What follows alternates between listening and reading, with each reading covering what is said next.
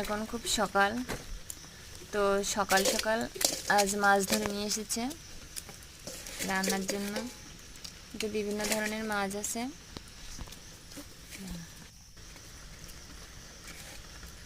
আজ আমাদের ঘের থেকে কি মাছ ধরলো দেখি। তেলাপিয়া মাছটা তো দেখাই যাচ্ছে, আর বাকিগুলো সব চিংড়ি, বিভিন্ন ধরনের চিংড়ি। এই যেমন একটা, এটাকে বলে চাকা চিংড়ি। আরও আছে বাগদা চিংড়ি, এটা। আর আছে হরিণা আছে। আর একটা চিংড়ি আছে যেটাকে বলে মটকা চিংড়ি বলে, ওই যে। আর এই ছোট ছোট যে মাছগুলো দেখা যাচ্ছে, ওই এই মাছগুলোকে বলে চাদা মাছ।